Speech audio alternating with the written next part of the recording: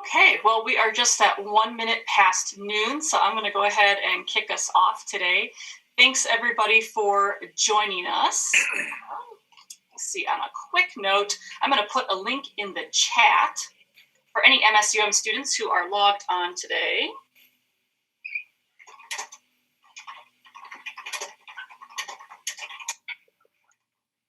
If you are attending for a Pathways credit as an MSUM, oh, that's the wrong link, y'all. Sorry about that.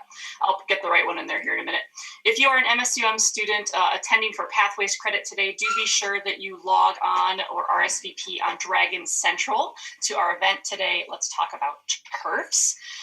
So for those who don't know me, my name is Dana Bisignani. I use she, her pronouns, and I am the coordinator of gender and sexuality here at MSUM, and I oversee the Rainbow Dragon Center, which is hosting today's event. So thank you so much to all of our panelists for joining us today and taking their time to educate us all.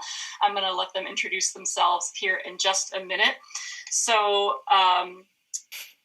before we get started, I did want to just start with a land acknowledgement, right? So we, wherever we are logging on from, we are residing on stolen land. And MSUM in particular resides on the ancestral land of the Anishinaabe or Ojibwa, the Dakota, Insisitin Wahpeton, and Yanktonai Dakota First Nations.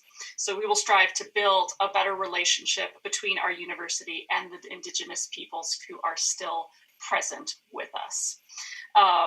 So we did just want to start out today with sort of a community agreement, as with all of our events that talk about diversity and equity and inclusion, and particularly those that talk about identity. We know that sometimes they can be a little bit controversial and that folks can have strong opinions. So we hope that everyone is logged on today with an open mind to learn, and we welcome you all. But we do want to just remind everyone to please be respectful with your questions as well as in the chat. If we do have any folks who violate our community agreement today, we are just going to make you aware that we'll ask you to leave today's event. So the last announcement I wanted to pitch before we get started here is for those on MSUM's campus, April is also Sexual Assault Awareness and Prevention Month. So you can see that I'm holding in my hand a bingo card. So all month long, students on campus can pick up one of these bingo cards for Sexual Assault Awareness and Prevention Month in the Office of Student Activities, which is in CMU room 113. And there are lots of great activities and social media things and resources that you can visit on this card to make bingo. All you have to do is fill out one row in any direction, including that free space that you get in the middle, and then you can bring your completed bingo card back to student activities and they will give you a fantastic prize. So the first 100 students who complete one of these this month will actually, the first 100 students to turn in their card will win a plush unicorn with an MSUM hoodie on it that says "Consent is Magical." They're super cute. They're over in the Student Activities office if you want to see them. And our event today, our panel, does count as one of these events. So if you're logged on to this panel today as a student, you've already completed one box and are on your way to bingo. So please make sure that you get a bingo card in the Office of Student Activities. We have just a few over here in the Women's Center in Bridges 154 as well. All right, so let's get down to our event today. So I've already introduced myself. Who would like to start? Faye, you're right below me on the Zoom screen here. Would you like to go ahead and introduce yourself, tell us your name, and a little bit about what you do in the community here? Yeah, absolutely. So my name is Faye Seidler, and I do quite a few things, but I work as an LGBTQ plus care coordinator with Canopy Medical Clinic, which is a women's health clinic. I also serve on the advisory health board from North Dakota Department of Health for queer issues specifically.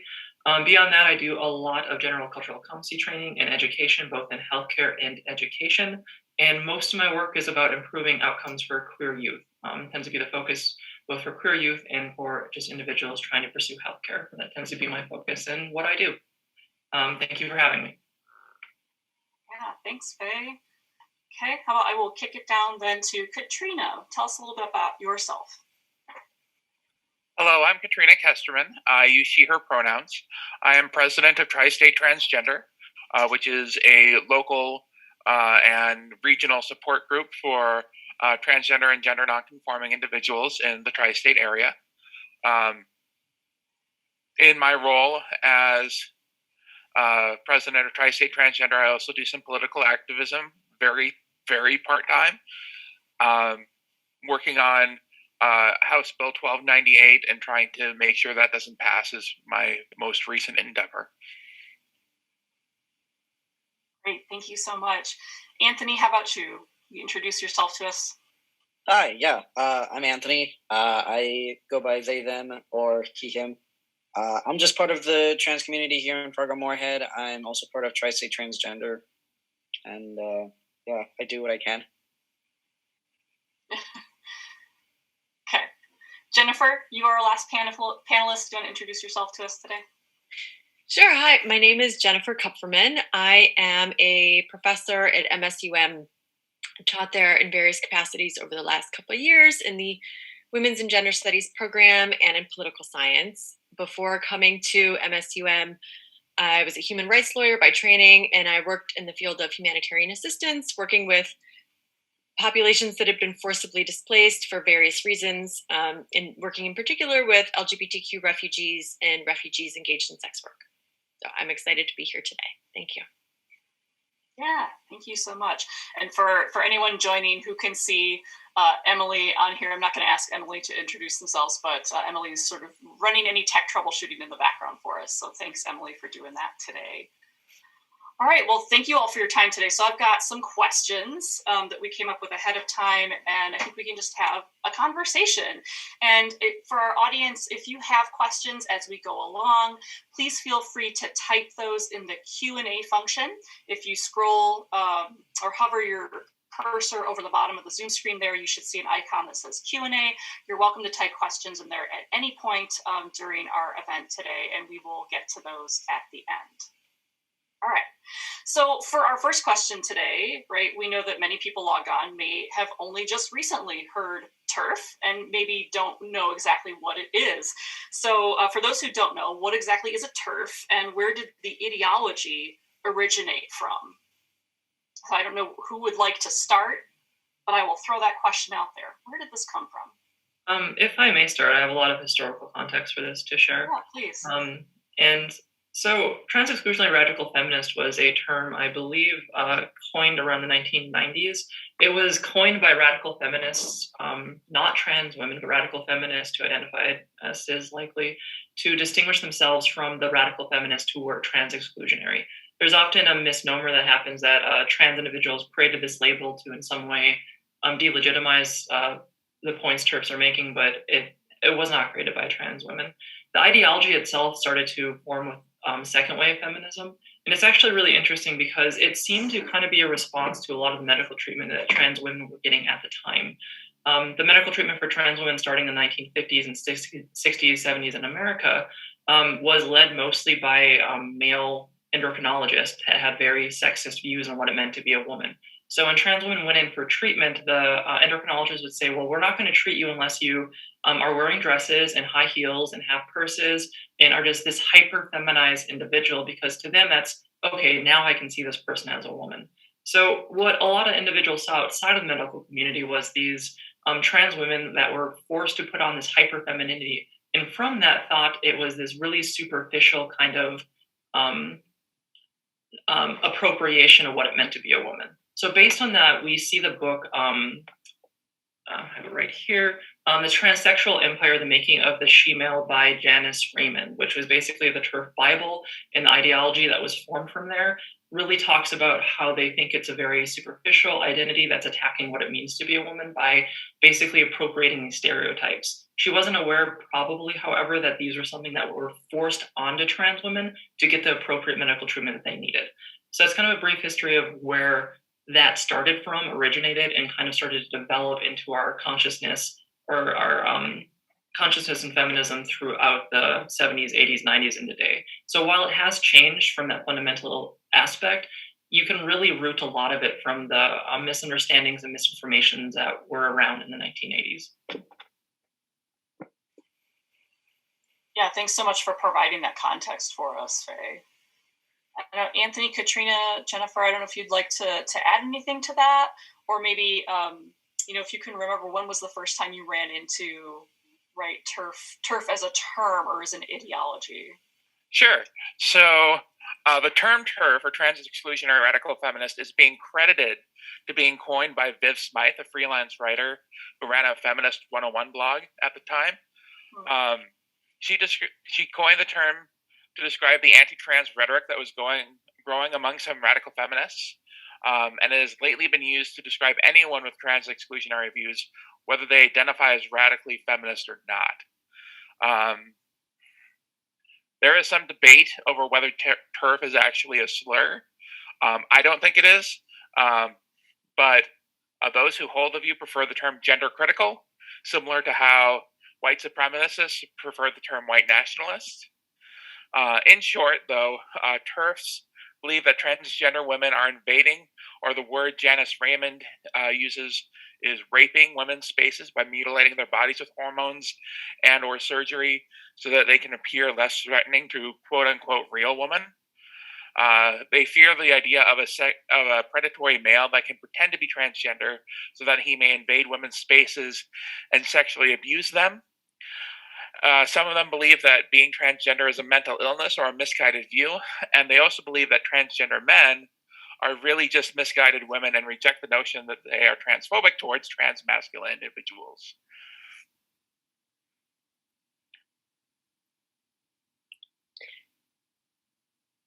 If I can, I'd like to address the term radical in here, because I think it's just important to know exactly what all of these terms mean, and so we're not conflating them. And I saw one of the questions in the panel was about radical feminism. So radical feminism is a response to liberal feminism. Okay, so liberal feminism grew out of the Enlightenment. It's all about, if we can change laws, we can make women equal with men, right? So it's this emphasis on women being able to vote, women legally being able to enter the workplace. That's liberal feminism. Radical feminism, which is normatively, I'll just say it's a good thing. And it's just pretty much all feminists and feminist conversations, I think, are radical, because radical feminism is about, it's about smashing the patriarchy, right? It's about making structural changes in how our society thinks about gender roles and men and women. Radical feminism recognizes that we're not going to change society to be the way we want it only by changing laws. So radical feminism, the trans exclusionary radical feminism, is attaching the trans exclusionary part onto what is now, I think, mainstream feminism. Just to clarify that. Yeah, that's really helpful. Thanks, Jennifer. Anthony, did you want to weigh in on any of this? I'm not as well educated, I'm sorry. But yeah, just I remember seeing the term TERF on social media spaces pretty much, especially Tumblr, I think I first saw it in like 2013, 2014, maybe earlier than that. But like, yeah, I got myself educated on that term and just understood that it's not a good ideology, personally. But yeah, that's my 2 cents. Yeah, no, thanks. I mean, I think that like we want to acknowledge that we can talk about the ideology at sort of this higher level way, right? But I think remembering throughout our discussion today that these ideologies have real impacts on people, right? Walking around in trans bodies. And so I just want to acknowledge that. Yeah, so that this ideology and the term, right, really sounding like it's rooted in these very harmful stereotypes, right, particularly about trans women, right, as not being real women. And I've always found it really interesting and also maddening, right, to hear this argument that that somehow men, right, cis men, are going to use the inclusion of trans women as an excuse to dress up as women, go into women's bathrooms, and then sexually assault them, right? So I always find it interesting that like the real thing people are saying when they say that is that men are harmful to women. Men are dangerous to women. Not that trans women are dangerous to women, but that men are dangerous to women. And of course we know that, right, men don't need an excuse to dress up as women. Also, we know not what trans women are, right? but that they don't need that excuse, right, to dress up as women, that women tend to be sexually assaulted in, right, spaces like their own home, right, in private spheres, and they tend to know the people who assault them. And so that's really just a myth, and I wanted to point that out. So TERFs then justify, I think you touched a little bit on this, a couple of you did, TERFs justify the exclusion of trans women from women-only spaces by arguing that cisgender women, won't feel safe if we do that. So where have we heard this kind of argument before? Well, I don't like to draw this comparison a whole lot because it oversimplifies the matter, but it's very similar to the Jim Crow era South and excluding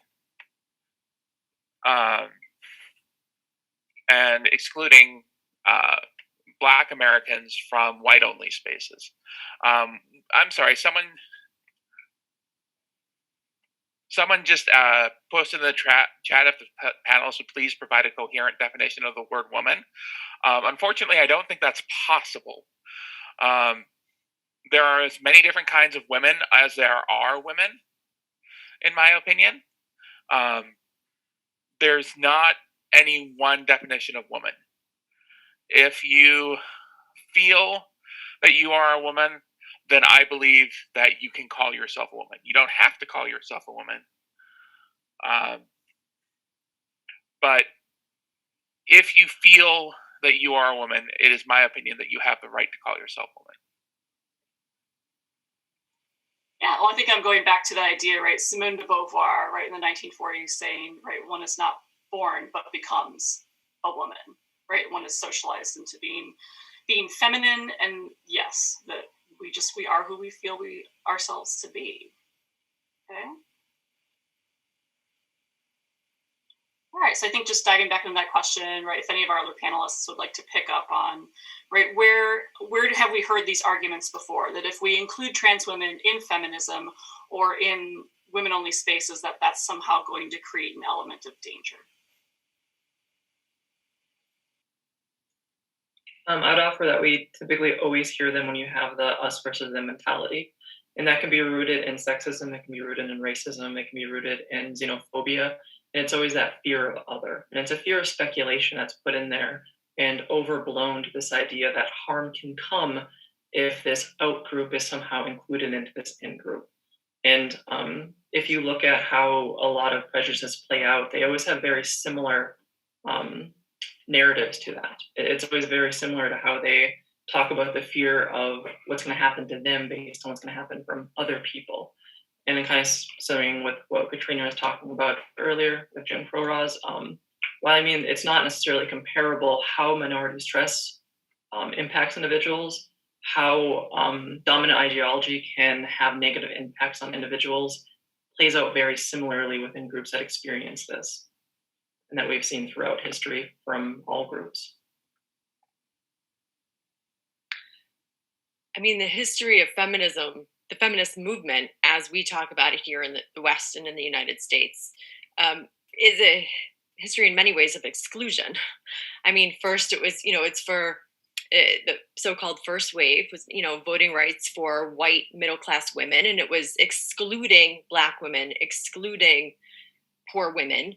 Then you have, in the so-called second wave, this divide between lesbian women and straight women, and you had Betty Friedan calling lesbians the Lavender Menace, and they were distracting from the feminist movement. So this, conversation about trans women and TERFs for me is part of this longer continuum of feminism, but learning from its mistakes and fits and starts, and yet it keeps coming back to this idea of, well, who are we going to exclude next? Because we want to get somehow to this perfect definition of woman. And I think that's part of what this conversation is about, right? About how trans women are like best positioned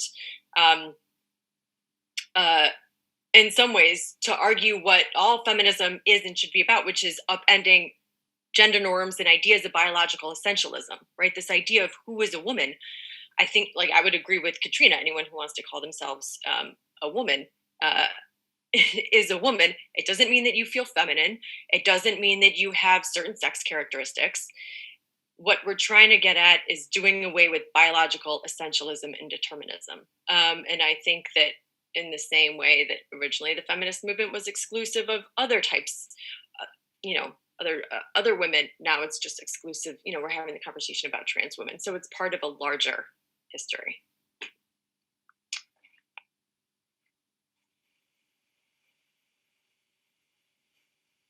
Yeah, thanks for that.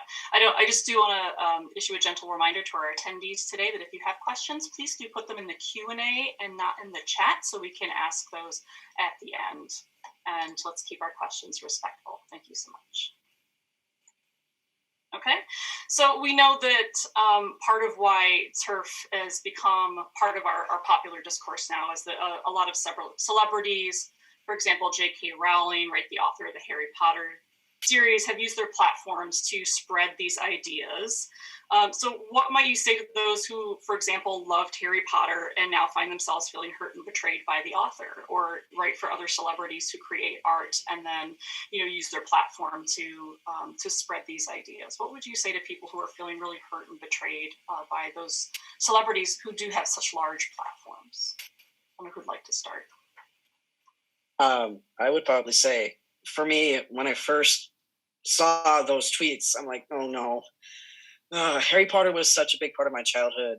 I loved it growing up, and to hear that from a creator that I like their work, for me, there was some kind of level of separating the art from the artist, or like the creator from the creation.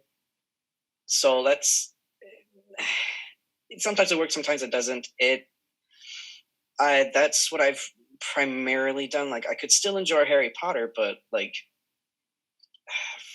try to separate Rowling from the creation.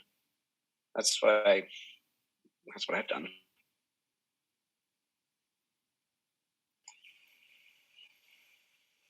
Yeah, this is something that I have struggled with a bit, because I too enjoyed Harry Potter quite a bit in my youth. It actually helped to form my identity. However, I think that it is important to, as Anthony said, try to separate the author from the work, and remember that J.K. Rowling is not the only creator behind Harry Potter. A lot of people associate Harry Potter with the actors in the movies, many of whom have spoken out against Rowling's controversial views. So from that perspective, I think that I'm sorry, I lost my train of thought. That's okay. I think that it is okay to continue to enjoy Harry Potter, so long as you are educated and understand that J.K. Rowling is not a perfect person and has her own views that can sometimes be hateful. Yeah, no.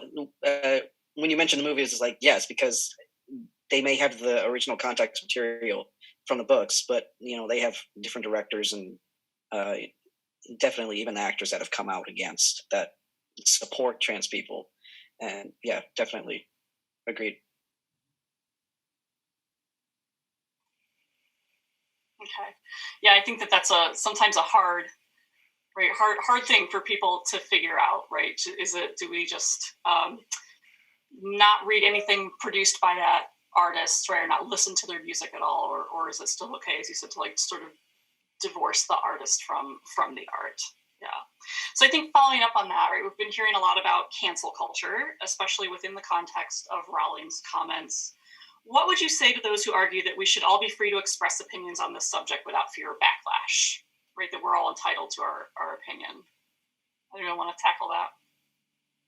There's something I've been educating about lately with my work, and that is there's a belief that everyone's entitled to their opinion. And I think a better reframe to that is everyone is responsible for their opinion.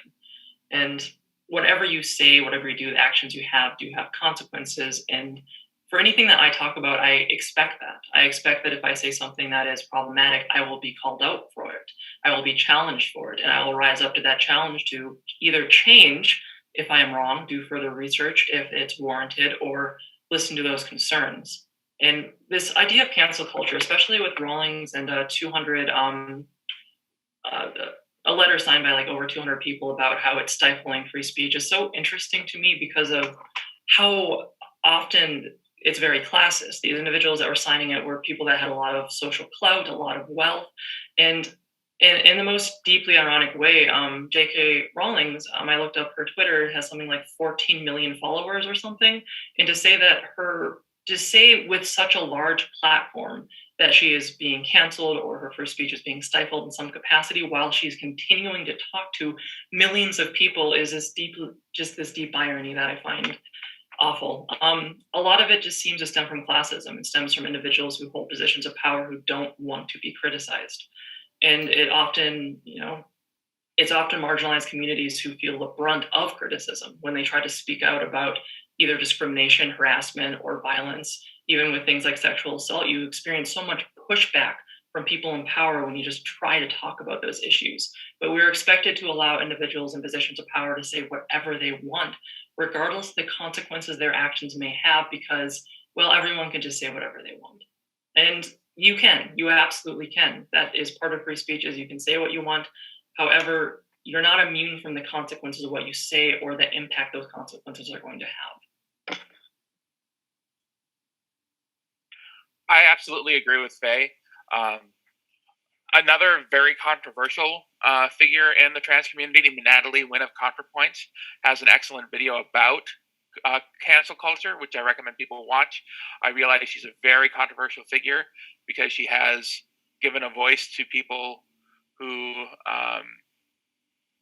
have said some hateful things in the past. But I would recommend watching it. I think it's really tempting in our society to take someone's words out of context and use them as a bludgeon to silence their opinions that we don't like. And I think this should be resisted. Free speech is important in our society. That having been said, I think that it is important to realize that free speech has consequences. That if you say something that is hurtful or hateful, that there are going to be consequences from the people that you are marginalizing. That there's going to be consequences from people who support the people that you are marginalizing. So yeah. I'd like to echo some of those sentiments and really the way that I see this argument about cancel culture, which is by and large being talked about and complained about from elites with huge national platforms are claiming that they're being canceled.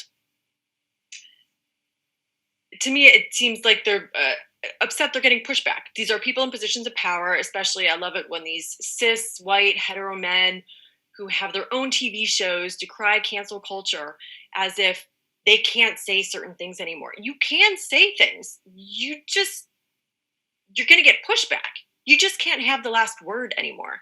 And I think that, there's, I was reading some philosophical critiques of this idea of cancel culture before this panel in preparation. And I came across this article, I think it was on Jezebel. Robin James, this philosopher from UNC, plucked out this Michel Foucault quote to talk about cancel culture. So if you don't know who Foucault is, he's a very famous post-structuralist philosopher, French.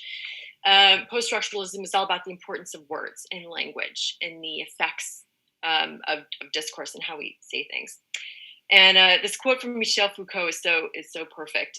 So contemporary cancel culture, in the words of Foucault, I think you would agree, speaks verbosely of its own silence, takes great pains to relate in detail the things it does not say, denounces the powers it exercises, and promises to liberate itself from the very laws that have made it function. This is another form of moral panic.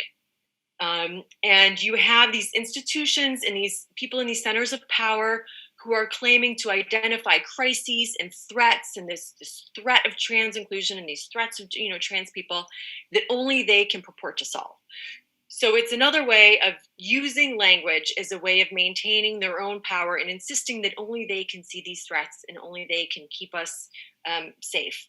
When in reality, I think these are people who are used to moving through the world, being able to say what they want, and not being held accountable. I mean, it's like saying that, civil disobedience during the civil rights movement and the sit-ins at Woolworths were all a form of cancel culture. They weren't canceling anything, but they were engaging in civil disobedience and showing there's consequences and an ability, you can say whatever you want. We still have free speech. Your First Amendment rights are not being violated, but you can't expect to say whatever you want and not get any pushback. And I think people who are used to that are getting upset that that's no longer the case.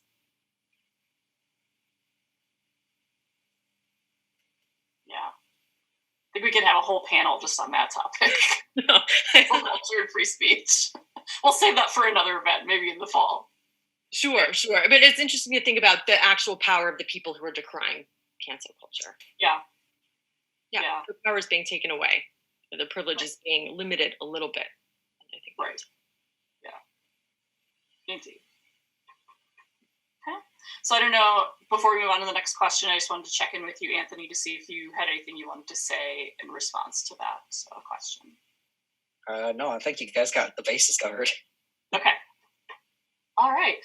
So I think, talking about these shifts in power, right, and pushing back against, laws and systems that really haven't been working for a long time. But also, I want to go back to Alok's keynote, right, for Trans Day of Visibility that we also had. Alok saying that, a lot of these laws are trying to, erase trans people or are using law to erase them, right, when they've always been here. And so this, recent wave of anti-trans bills is currently making its way through at least 28 states, right, across the country, including both North Dakota and Minnesota. I know some of you have been working very hard against those. So all these target trans athletes in particular, this recent wave. So those supporting the bills, sometimes argue that including trans women in women's sports somehow disadvantages women and girls, because trans girls would have an advantage because of their quote unquote male biology, right? That's the argument. So what's the misunderstanding about biology that's at work here in these arguments? I can field that if you're all okay with that, since I do a lot of work in medicine in general. One of the things that is sometimes unfortunate is a lot of TERF discussions tend to be from individuals who are usually in some way feminist. And a lot of times the rhetoric, they don't consider themselves to be hateful. They don't. They often are raising concerns about these things. They think that these concerns are very valid based on experiences either they've had or been informed by. But a lot of times they also exist in these filter bubbles where they just talk to each other. They highlight every negative experience about trans individuals, and it just kind of continues a cycle on in itself.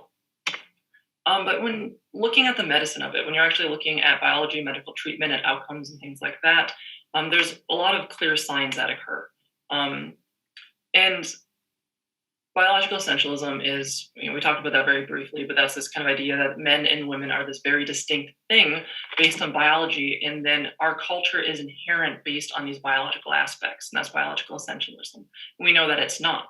Regardless of your body, and I'm not saying trans or cis, regardless of your body, how you identify, how you interact with culture, how you challenge it or conform to it, that is all up to you. That is how you as an individual get to identify within any given culture or society. When we're talking about medicine, we're talking about biology, a lot of what we see is this understanding that there's this very rigid binary, and there's only either men or women. And then you talk about intersex folks, individuals who don't neatly fit into these categories, and usually you're asked to disregard that. Well, that's just a medical anomaly. We can't worry about that. But in actuality, it's normal human diversity, normal human biodiversity. We have several sex systems, and a lot of what we consider sex is based on hormones. It's based on hormonal development. And this idea that trans women are biological men and cis women are biological men, and they exist within this Venn diagram, is not an accurate or useful way to look at it. Regardless of how you feel, it's not useful, because a trans woman could go on hormone therapy. They could never go through male puberty. They could have very normal, typical cis development.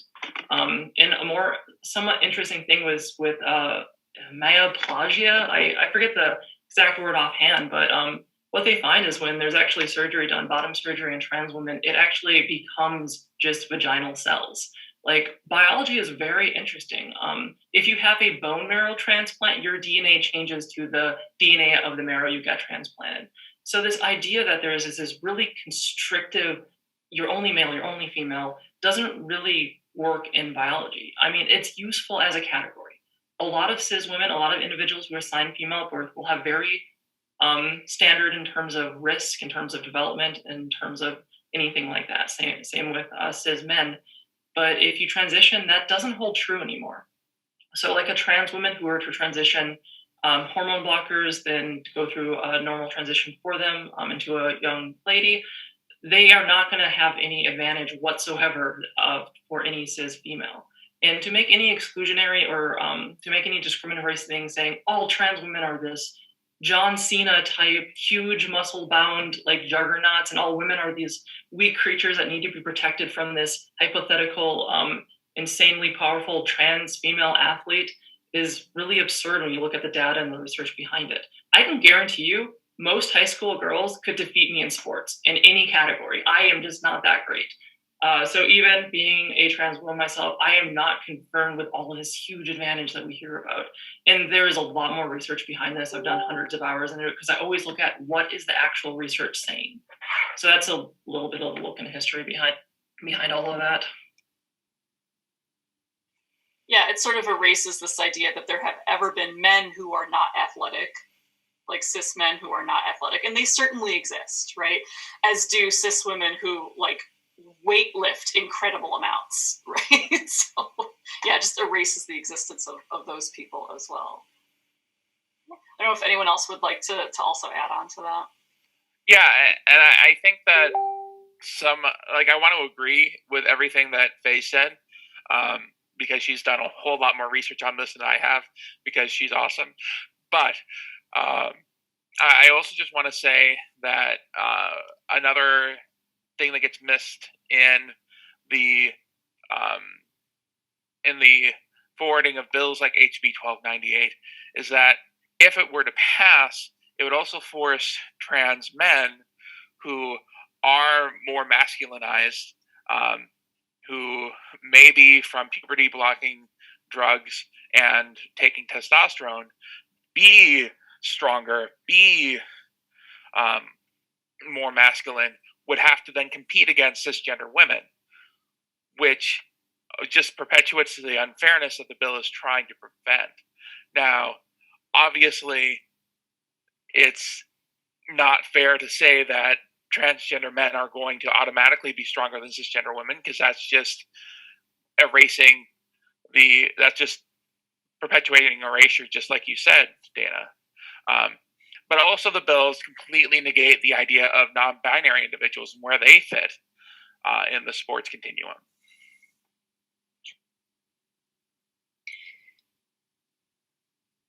If I could alight for a second on the part of your question that asks, why do people fall back on biology? What is it that people are holding on to? And I think the answer is fear.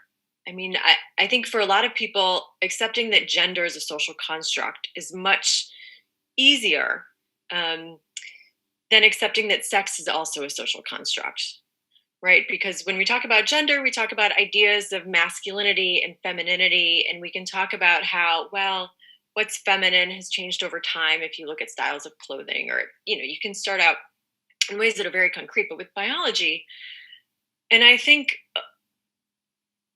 a lot of what TERFs are holding on to comes back to this question of fear. But if we look at, sex is a social construct, like what Katrina was saying. If a woman has a double mastectomy, is she still a woman? What makes someone a woman?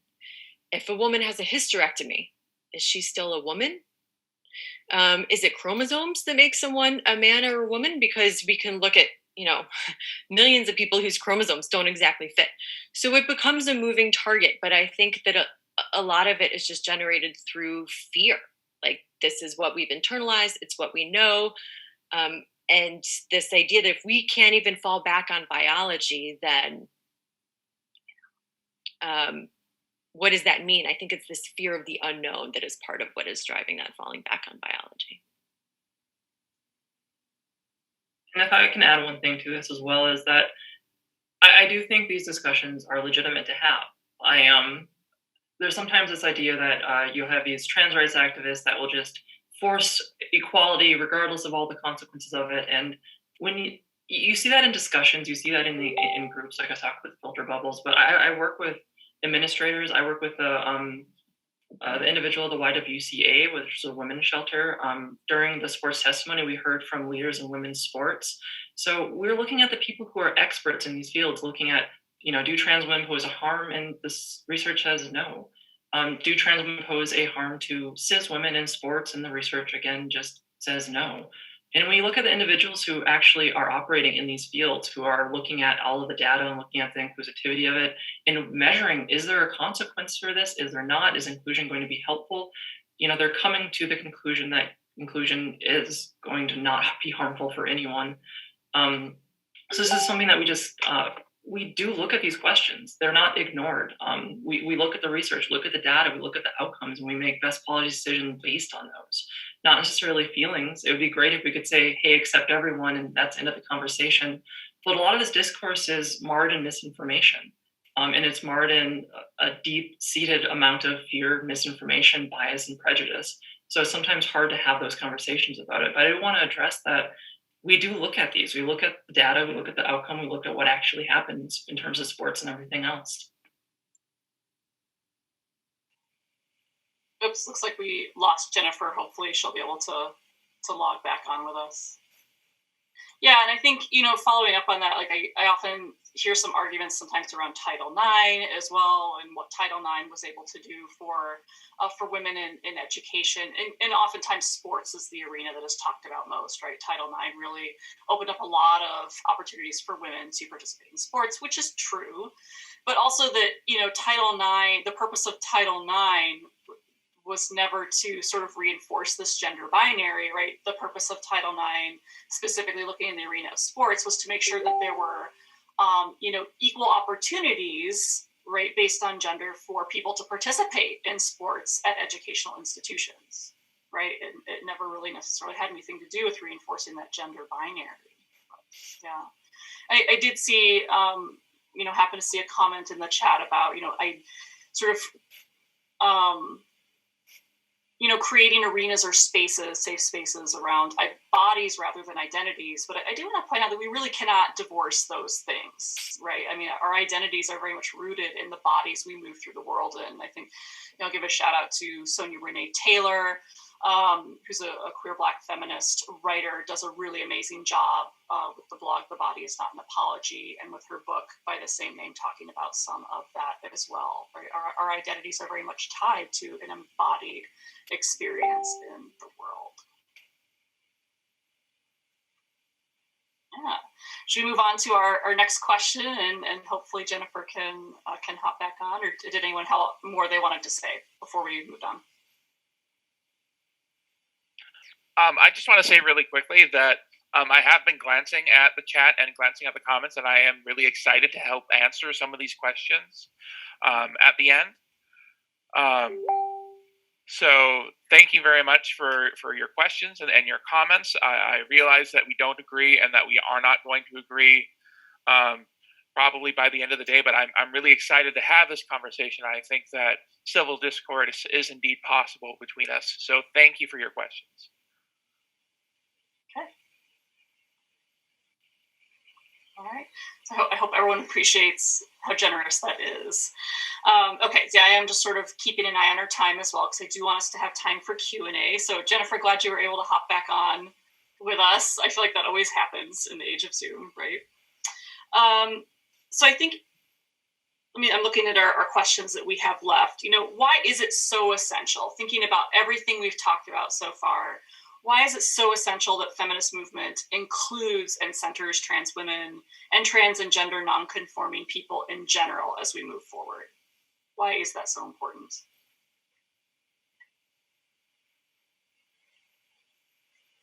Safety. I think that safety is paramount.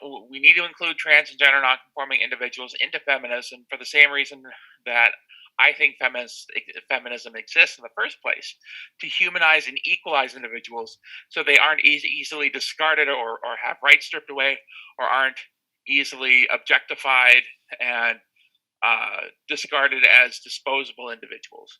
I think it's a matter of safety.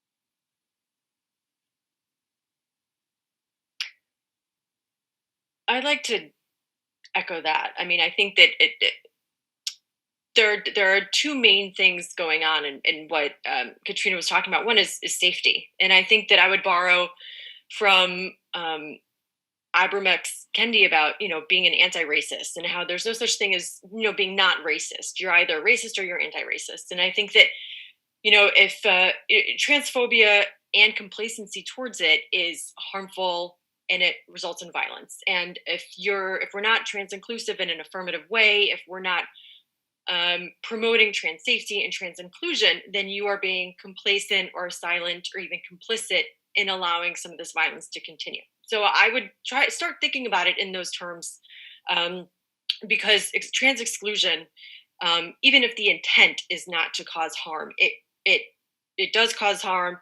And it reinforces biological essentialism, which not only causes violence for trans people, but is also undermining what feminism is actually all about, which is upending these larger the gender roles and gendered norms. And I think about this quote from the Combahee River Collective in 1977, this group of Black, radical lesbian feminists who wrote, "If Black women were free, it would mean that everyone else would have to be free, since our freedom would necessitate the destruction of all the systems of oppression." And I'm not the first person to think about this idea, but if trans women are safe and free, and if trans women of color are safe and free, then I think the world is going to be a much better place for all women. So I would say that those goals are very much aligned, and this idea that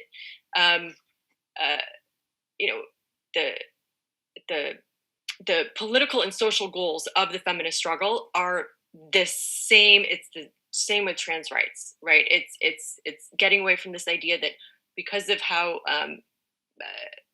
of your biology, it should somehow dictate your social role or your safety in this world.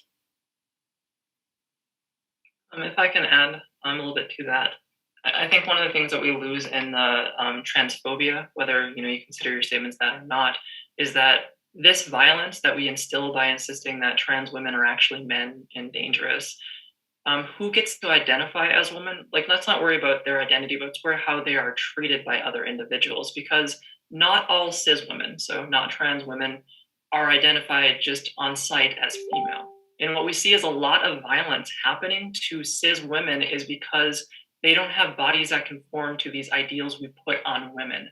So there are stories of cis women being harassed in bathrooms, forcibly ejected. There's one where this woman had her arm broken by a bouncer because she was using the ladies' restroom. So when we put all of this vitriol on these trans women and saying, oh, they're men, we have this unconscious bias that we assume that we can tell if someone's trans or not, and we can't. And not all cis women have that privilege. Not all cis women have what you call passing privilege.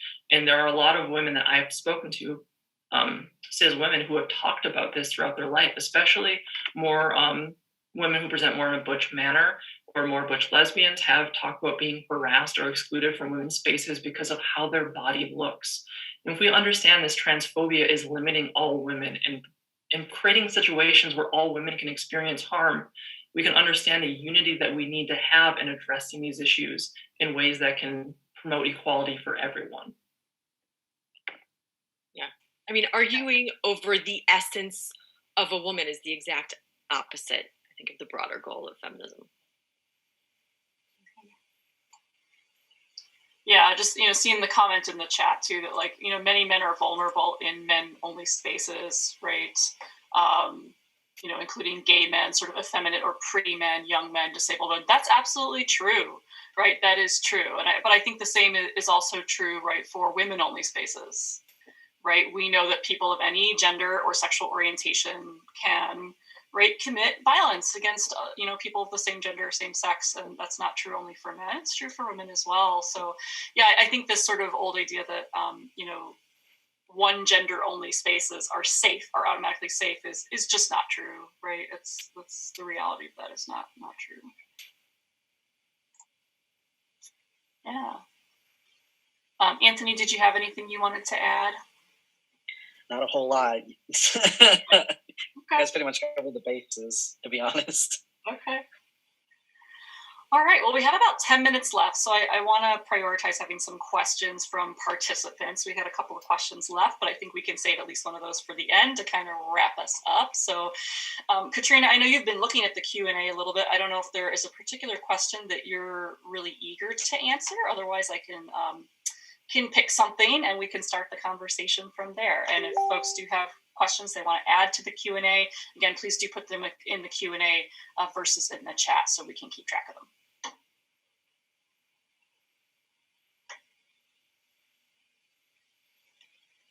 We have a lot to choose from here. I think Katrina, maybe while you're looking, oh, sorry, I just saw you unmuted yourself. Did you have one? No, go ahead. Okay, so I do see someone who's asking, what is intersex and how is that an issue? Sure. So I'm not a biologist. I don't have a whole lot of education on the matter. However, an intersex individual is someone who is born with physical or chromosomal characteristics of both male and female bodies. So someone who is born with an XXY chromosome, or someone who is born with male chromosomes but has vaginal genitalia, or vice versa. Someone for whom traditional binary descriptors of male and female simply do not apply. And it's an issue because not all of these individuals want to fit into the binary, and they shouldn't have to fit into the binary. And so trying to force a binary society onto them is extremely obstructive and unfair. I hope that answers the question.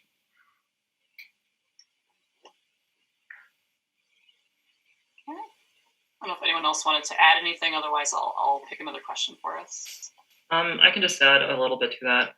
I think when you have a you need to really look up biological essentialism, because the unconscious bias that forms from that and from trying to force male and female as the only things that can exist top down, you're going to keep on coming to the same conclusions that aren't correct.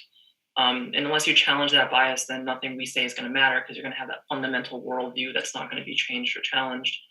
There are useful categories, like we said. With intersex, it's part of natural biodiversity. Like we were talking about, sex is a construct. It's something that we label. And you could say that a penis equals male, that is fine. But how does that actually work within society? How does that work within how we culture things? How does that work within how our bodies are treated, especially with gender diverse bodies? That could be something that has had different hormone development or different second sexual characteristics. These are big questions that you have to examine, thoroughly look through. You can't just make this assumption that I would encourage people to look at biology, to actually do some research and study on it and read some articles about it. Sex is a spectrum, and that's the easiest thing you can say about it. Yeah, there are binary poles we can talk about with male and female, but we exist within those oftentimes. Yeah, I was so very struck, in Alok's talk last week, where they were talking about the history of where the gender binary really came from. Of course, we know that's tied to colonization on this continent, right, and to U.S. imperialism. And they were talking about within the eugenics movement in the U.S. in the early 1900s, that part of that idea that white people were somehow better than people of color and indigenous cultures was that we had, quote unquote, evolved into this strict and clear gender binary. and that's part of what underpins white supremacy. So really just, tying together these systems of oppression, right, which, intersectionality is so foundational to feminism and to all our collective liberation. But that idea that this idea of a strict gender binary was very much tied to white supremacy and to the roots of the eugenics movement in the US. And I found that so very important to acknowledge and think about. So I have a question here from a student, actually. It says, do you think abolishing women's and men's categories could be beneficial rather than categorizing them in a different way outside of specifically sex or gender? If strength differences are an issue, categorizing by that perhaps? Like, are there other ways to categorize people or organize our world, or should we just abolish men's and women's categories altogether? I think maybe having like a certain weight class might help if you wanted to separate. Because, I mean, let's say to use the, to say like wrestling has weight classes, it doesn't matter to them. I mean, if you're in a certain weight class, like, you can compete. So if you did want to get rid of men's sports, women's sports, just go by weight class or height class or whatever, that's my 2 cents on that. Okay. Yeah, that's a great point. Yeah, I would agree. I don't know if abolishing the men and women's characteristic is entirely the way to go. I think that maybe oversimplifying matters, but shifting to more to allowing men and women to participate in traditionally men and women's sports and being able to be sorted by weight class or height difference or physical or other physical characteristics, I think may be the way to go. For example, allowing cisgender men and trans men to participate in synchronized swimming, which is traditionally a female sport, and being able to be sorted into different categories based on other physical characteristics, or allowing cisgender females and trans women to participate in football, which is a traditionally male sport, based on weight class and other physical characteristics. I think that may be something to explore. I don't think that it's the end-all be-all, but it's something to explore and something to experiment with. Yeah, it's interesting. We've had cisgender girls certainly sort of, making their way into these very traditionally male sports like football, right, Katrina, that you just pointed out. And I think a lot of feminists often applaud that as a win, right? But it seems to be like when it's the other way around, when we're thinking about, trans girls or trans boys playing on the team sport that matches their gender identity, that aligns with that, then somehow we are troubled by it. And I think that maybe that goes back to that, that underlying fear, Jennifer, that you talked about earlier. Yeah. Okay.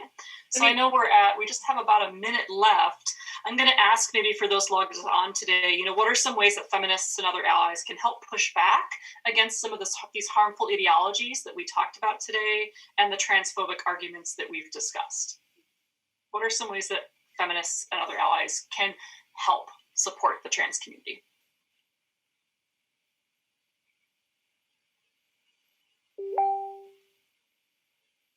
I mean, I'll just go ahead and start. I would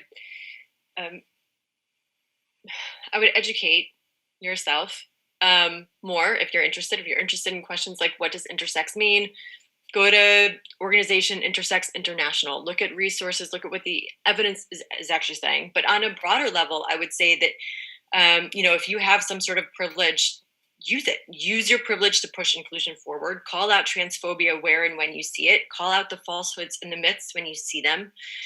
Try to call people in instead of calling people out. And the onus isn't on trans people to fight against these bills. It's not against trans people to fight against transphobia. It's on all of us to start thinking about these issues on a broader level and to understanding why this is important for feminism in general. I think isolating these conversations and saying, well, that's about trans rights, is only going to, it's not helping feminism, but it's also, what you can do as an ally is making sure that you are ensuring spaces are inclusive and that your language is inclusive. And, I'll cede the floor to Faye now and, anyone else who wants to answer this question. But I think that, if you are privileged, if you are cisgendered, there's a lot that you can do to push this conversation forward and be inclusive. I'll follow up with just that call out for that. I've seen a lot of discourse with, and I'll be friendly here, gender critical feminists. And it really goes the same way every time. Like I have not seen a new point really made in the last 5 years from this discourse, and I try to continue to provide education. But there's just that disconnected communication when individuals are so,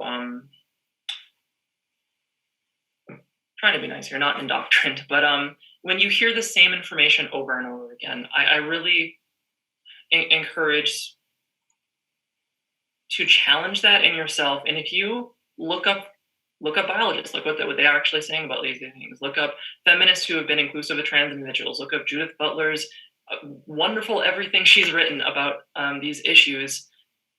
And if you don't change your mind, that's fine. That's great. But at least try to put in some of that effort, because while we often have these intellectual conversations about this, especially at a women gender study level, trans individuals are dying by violence, from both men and women, from cis individuals in general. Rejecting these youth this is from a medical aspect I can't express how many dozens of years of research. What we're seeing in the UK is not reflective of that. And if you actually delve deep into it, you will find that as well. Trans youth, if they're not affirmed and accepted, if they're not able to get medical treatment, the suicidality raises by double.